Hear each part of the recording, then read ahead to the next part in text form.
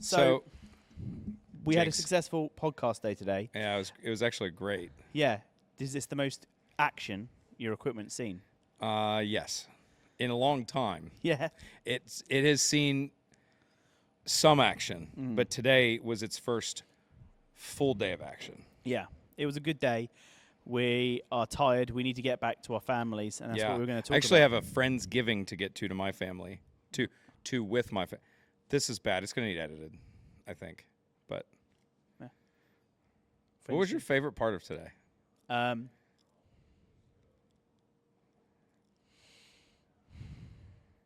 Okay, I think the favorite part of today was actually like I felt like I was putting people out to ask them to do this with me, and everyone received it really, really well and was thankful to me. Oh, which was weird. That's actually a really good takeaway. Yeah, I love that. yeah, which is probably, I guess, one of my biggest concerns about doing this is like, who's interested in talking to me about this stuff? I'm interested in talking to you.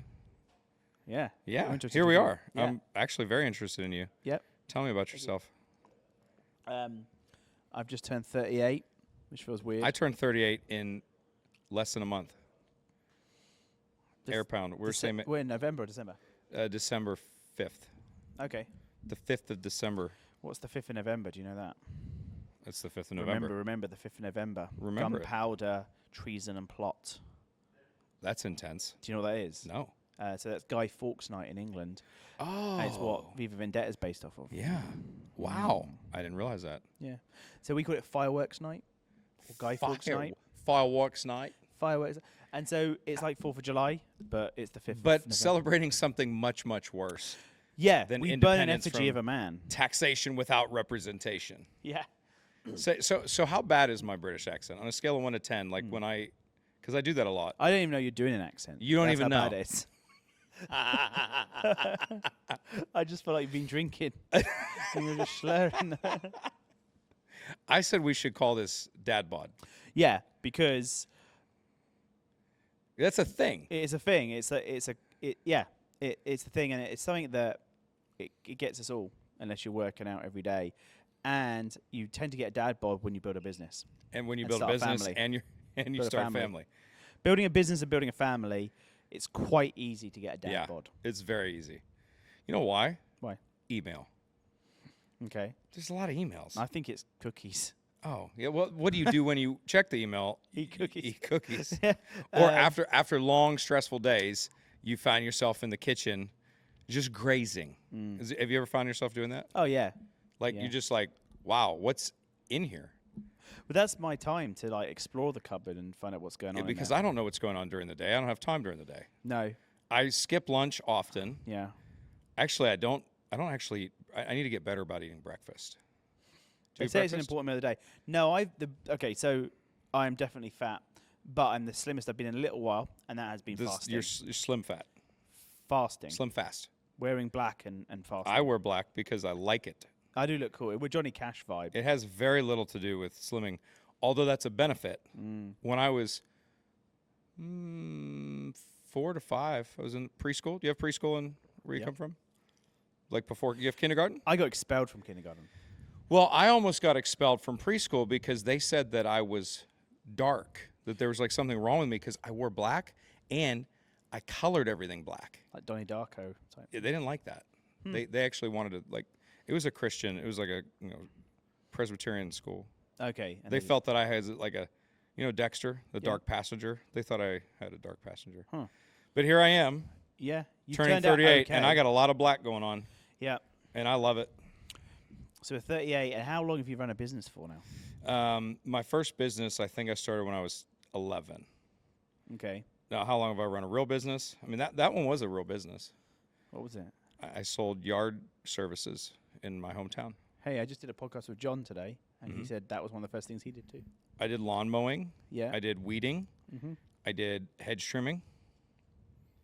And the best part was, What? a couple months in, maybe less, I actually hired 2 employees. That's crazy. They were At my 11. brothers. Your bros. They were younger. Jordan. Maybe it was a little older. But anyway, then they did all of the challenging labor, and I did what I wanted. You see? And So they were like 6 years old, it's like? I don't know. They were probably Very 8. young. Yeah. It was either they were 8 and I was 10, or maybe they were 10 and I was 12. But either way, Yeah. it was in that range of time. Yeah. Yeah. So that you got a taste for like being the boss. I loved not just being the boss, but I loved like being able to do my own thing and accomplish something. Yeah. That was fun. It's nice to be the boss too. It's nice to not feel like somebody else is controlling you all day, every day. Mm-hmm. That's a That's nice why I feeling. got expelled from school. Don't like to be told what to do. A ton. So you started young, realized you didn't want to be told what to do, and then were you self-employed when you met your now wife? So when I met my wife, interesting, I was just turning 30. Yeah. So I You went met? through, when we met, I was like 29 and a half. Yeah. And at the time I was in Stockholm, Sweden. I was living in Europe, but I had met her in Ohio. So long story short, no, I was not self-employed. I was actually working for the Dunkin' Donuts Sverige, Sweden, Dunkin' Donuts Sweden Corporation. Yeah. Yeah. And you said you were quite slim then as well, talking about I DadPods. was quite because you were walking I was around less fat than I am now. Yeah. Because I walked the watch told me like 20,000 steps a day just living life. Yeah. And the food is so much better. Like Mm-hmm. the quality of the food. I can eat the same here and I will gain weight. But that's because I'm more sedentary, into entrepreneurial stuff and whatever, and we all know how that goes. And then so when I came home, I moved home. I was 30. I was the most probably the most physically thin I'd ever been, but not the most physically fit Yeah. I'd ever been. I Yeah. wasn't really happy with being thin. When I met my wife, I think we got married when I was 20, about to turn 30. So we'd already been together a few years before that. And I was very slim because I was snowboarding. Where's your Stanley? I wouldn't use a Stanley. This is what, it's black. This is what says I'm a dad right here. I have a Yeti. Yeah. I'm a Yeti I have guy. those too. Yeah. But you met Becky when you were 26? 7? Were you an entrepreneur? Yep. I'd been an entrepreneur for a few years. So you didn't work for anybody but yourself? No, I was doing full-time graphic design from about That's- the age of 23. Yeah. And then I was also subsidizing that income with running events. And she was actually a promotional model that worked on one of my events Oh, that's when fun. I met her. Wow. What did she model? Well, no, they basically had like promo girls. So like Oh, I so was the she events like- manager Okay. for Coors beer, and she was one of the like pretty girls they brought in. Britain or Mhm. in America? In Britain. Coors Yep. is in Great Britain?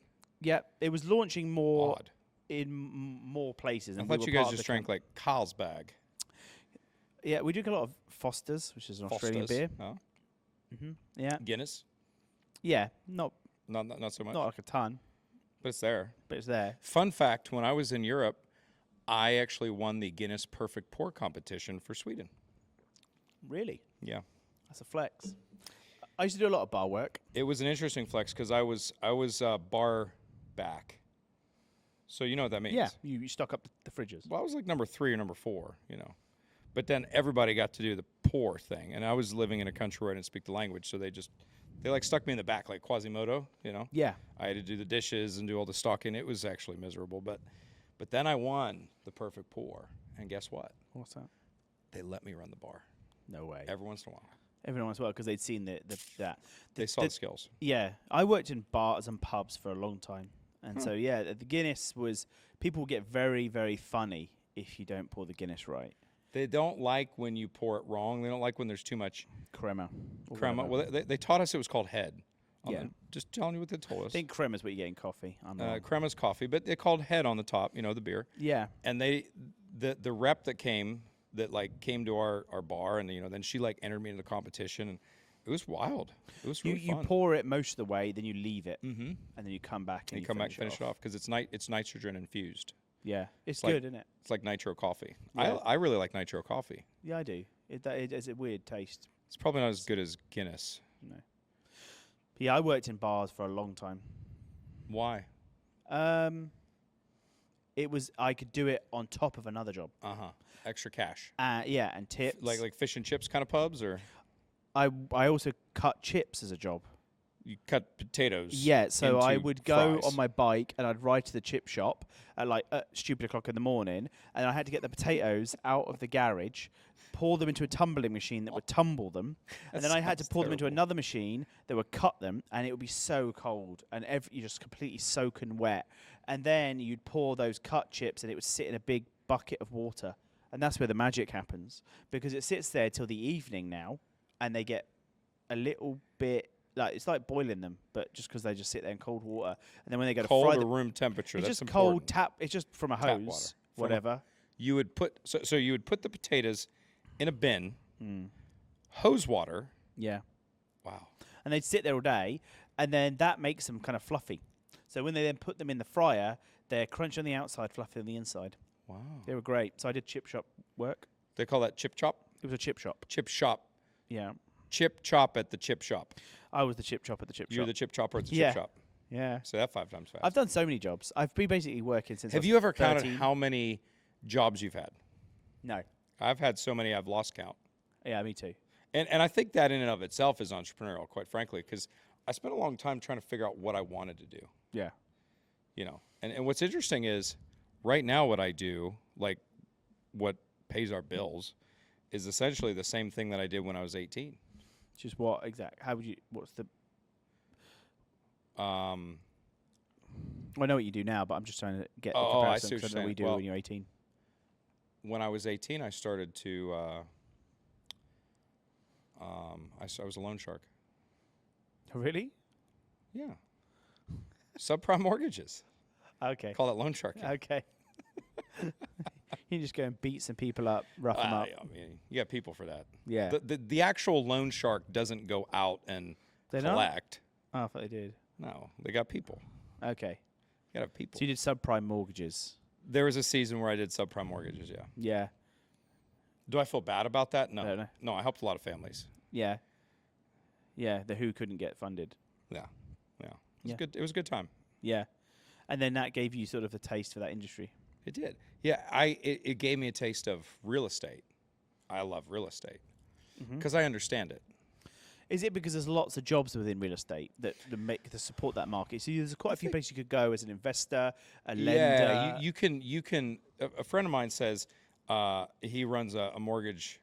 I'm sorry, not a mortgage, a real estate company, and he's always telling his agents you can make money in and on real estate. So what he means is, traditional real estate agent just they what do? They help somebody sell a home, help somebody buy a home, very transactional. If they're good at what they do, they get referrals, they build a database, Well, this guy, he's like, no, you have to be creative. You could wholesale it, you could flip it, you could this, you get a whole thing.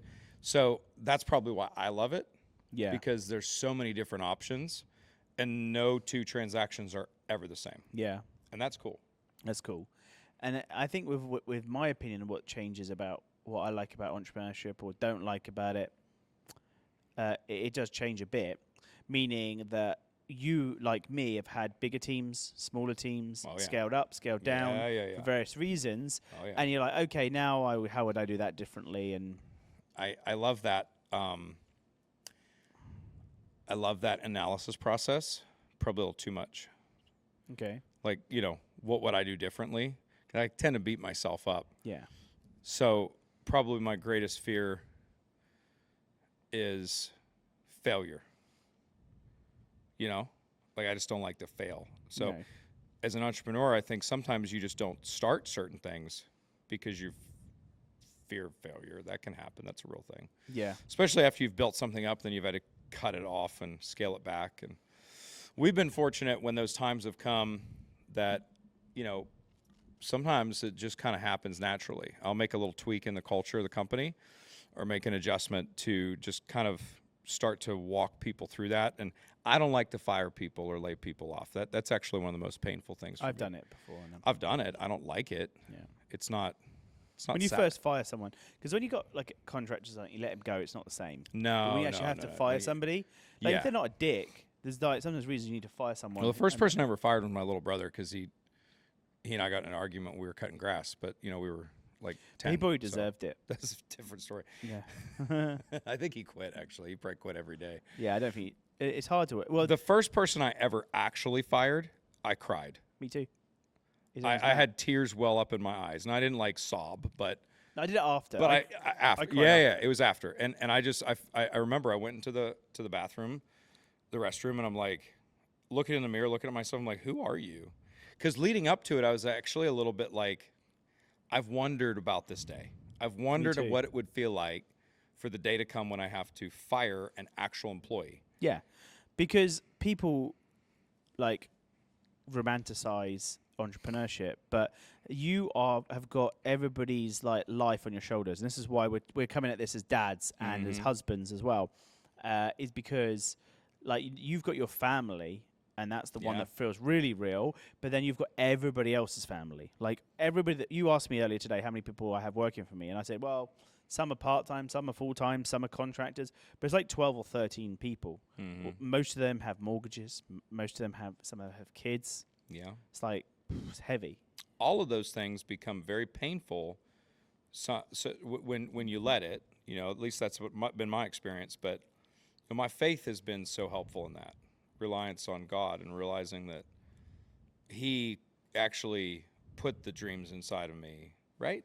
So because I've recognized that, then it's easier to trust Him, and it's not all on me, it's not all on you, but it's easy to fall into carrying that weight. Yeah. I think a lot of people, but I didn't have a God in business for a long time. Didn't see how it fitted. Not because I was doing nefarious stuff. I get it. It's just a thing of the world. Was it like, no, so you're talking about, when did you meet the Lord? Multiple times. Okay. But the time that stuck. Really stuck. Yeah. When he really got in there and he started, There was back in the day. Yeah. And then like when I was like 18, 19, and then and then there was like probably another like 5 years ago again. Well, our stories are pretty similar in that I grew up going to church and I knew who God was, and I even served Him, in very high level capacities in churches. It wasn't until I was 27 that I really let Jesus like get in there and start to like rewire things. And I remember one of my spiritual dads told me, He's going to go in and He's going to fix your heart. He's going to give you a new heart. And so I think about the businessman that I was before that and the businessman that I've become after that, and they're two different people. God wasn't involved in business before I was 27. Anything I did, it was me, my own strength. I'm going to do this. I'm going to bulldog through that, whatever. Nobody's going to tell me no. I'm going to take the hill. Yeah. And you can focus on the wrong things that aren't right for your heart. You can take too much into your heart because of that. Yeah. And that makes you, when you have a sick heart, I know we're getting deep, but when you're not well there, it's very difficult to truly love people through challenges in business. Yeah. But the guy I fired needed to be fired. But like exactly. But I shed a tear. But I had an employee come in afterwards and they're like, "Oh, you okay?" I'm like, "Not really, no." And then like I don't like it. I could have probably kept it in if it wasn't for someone else asking me if somebody I was okay. has to. Yeah. It was the right thing to do, and the guy was a sweet guy, and it's so interesting because I have another mentor that talks about how he leads his organization, entrepreneur, CEO, right? And he has somebody else who handles all that stuff. Yeah, and the thing is, like, different stages. Sometimes, like, well, for me, I couldn't do that. It's my job. Yeah, if you had 100 people. Even if I had 200 I think people. Even if I had, it depends. Yeah, maybe if I had 200 people. Yeah, maybe. But certain people, it would always be my responsibility. Sure, absolutely. Your top, your people that are closest to you and all that. It's very important. Yeah. So, what were we saying? We were saying that, it's tough being an entrepreneur and being a dad and having the responsibility of like a family on that. So this goes back to where I was starting on my line of questioning to you, which was, were you an entrepreneur when you met your then potential wife and then became your wife? Because it's interesting to me with people who have businesses and their spouse has not been anything involved in that or part of that journey. Well, let me say this: when I met my wife, I was not working, deriving my income as an entrepreneur, but I was as close to it as I felt like I could be in that season. However, when we got together, that was a big part of conversation. This is what's inside me. I was living in Europe. I was kind of I wasn't able to integrate into Europe like you have in the U.S. We'll put it that way. Yeah. Probably for good reason. But I knew when I came home I would do entrepreneurial things.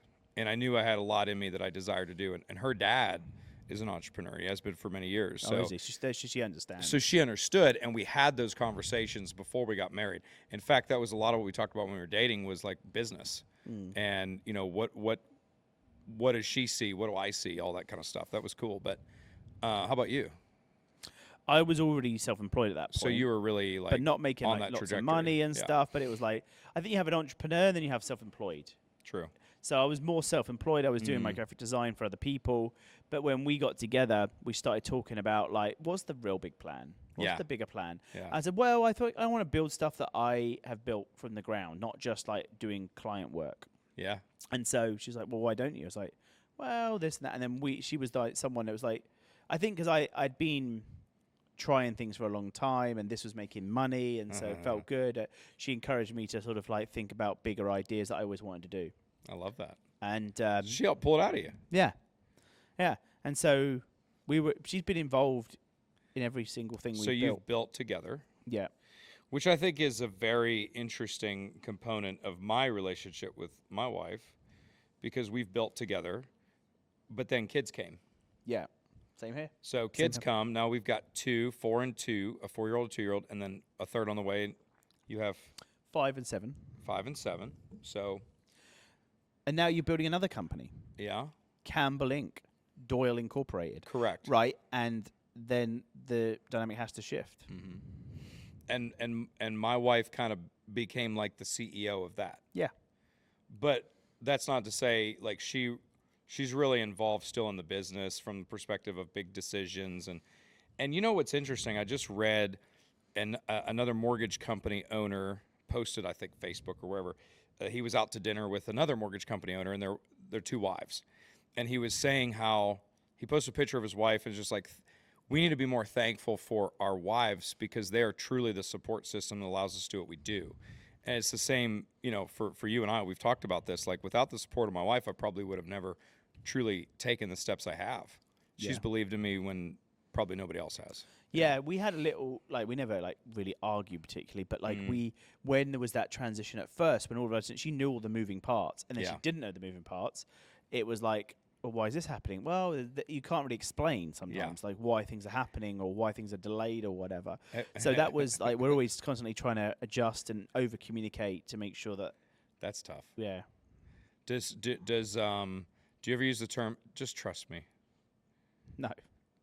No. You?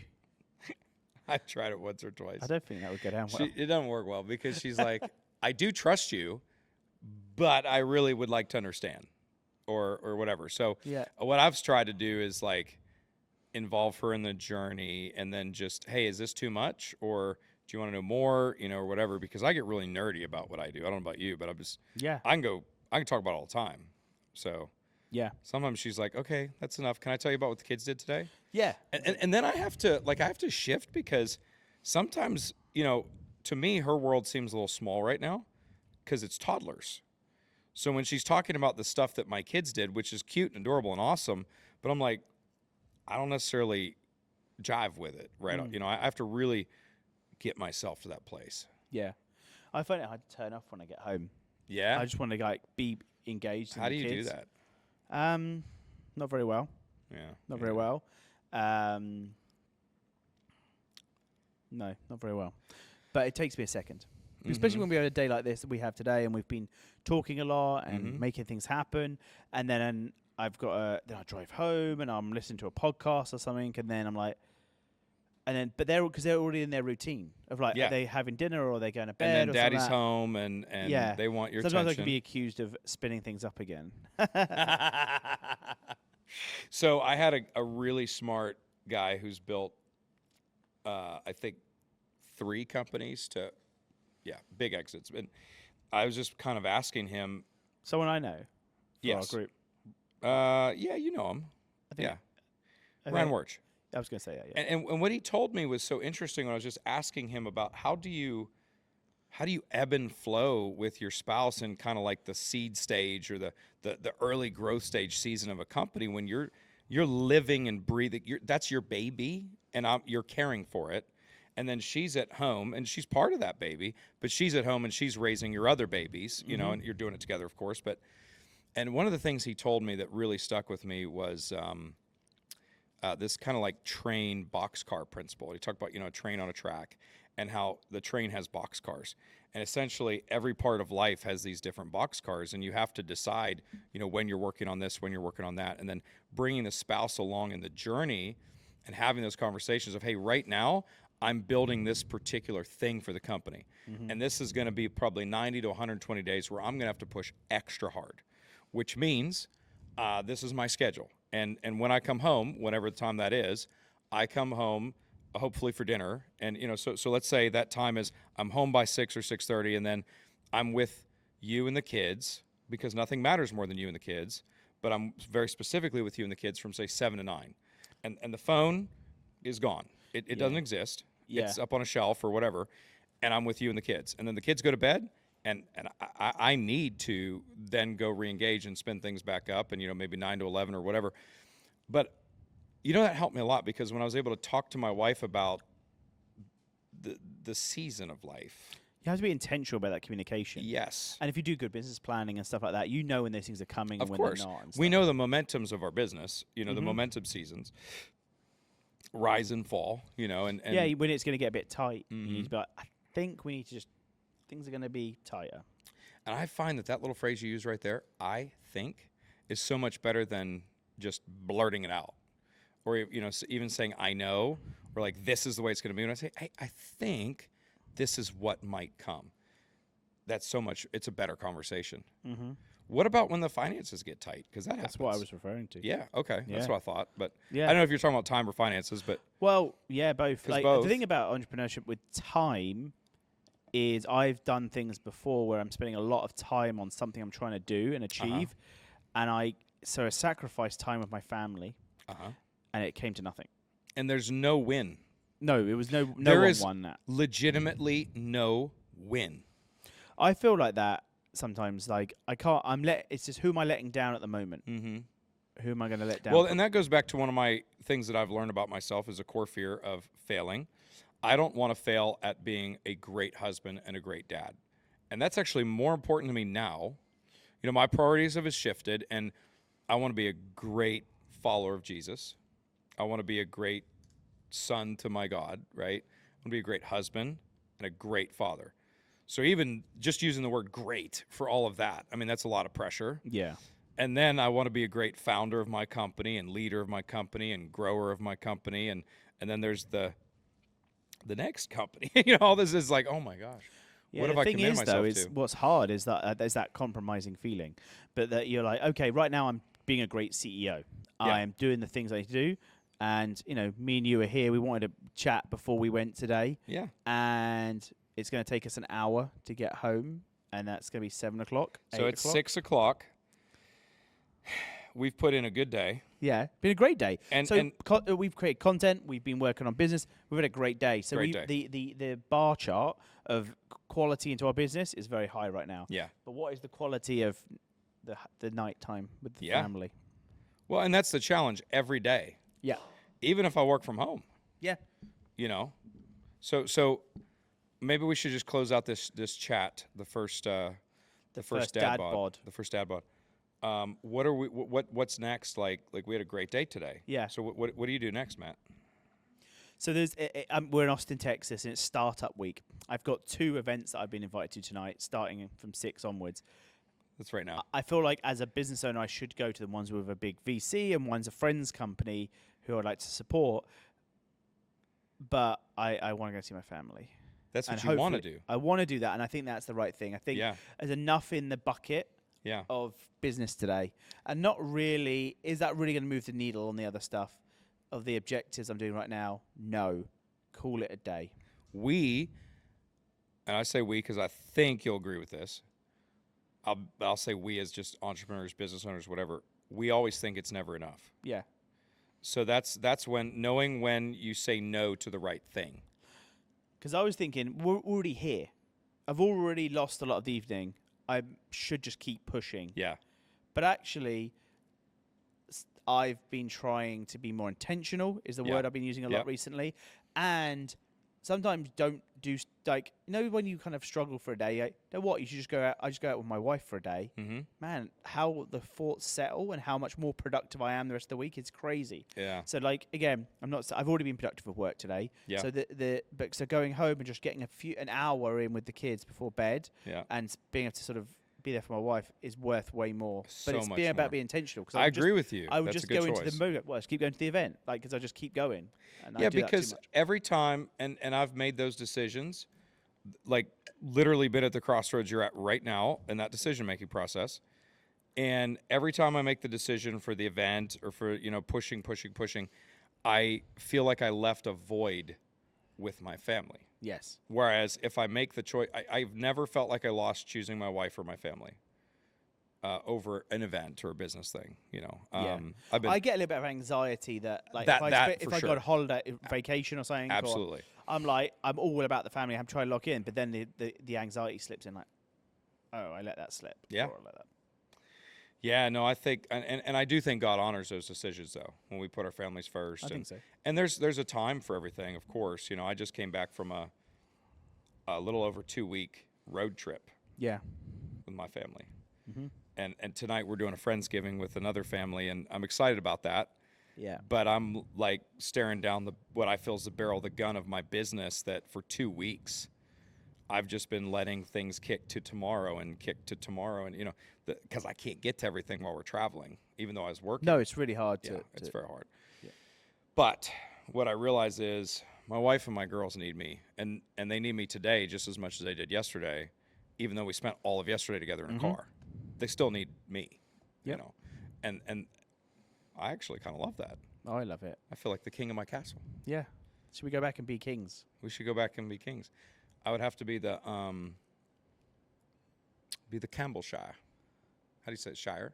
The Shire. The Shire. Yeah. Yeah. I come from like Berkshire. Berkshire. But it's like Berkshire. Berkshire. But like, yeah, go back to the Campbell I thought Castle. you were from Surrey. I'm in the 3 counties: Surrey, Hampshire, and Berkshire. Surrey. So when I grew up, I was in Surrey, but then the county lines changed, and then I became Berkshire. Is that kind of like Brexit? You No, always can't make up your mind about just stuff over there. taxation. Oh, taxation. Taxes. Yeah, It all comes back to taxes. It always does. Pay your taxes, people. Yep. Well, this has been lovely. Is that a good word? I love it. Yeah. Fun, Step 1. enjoyable. Step DadPod. one. I really hope somebody watches this wherever we post it, whenever where we it's gonna post go. it. Let's do it, man. Well, I enjoyed chatting with you. You too, man. Have fun. Bye. That was fun, man. okay? I loved it.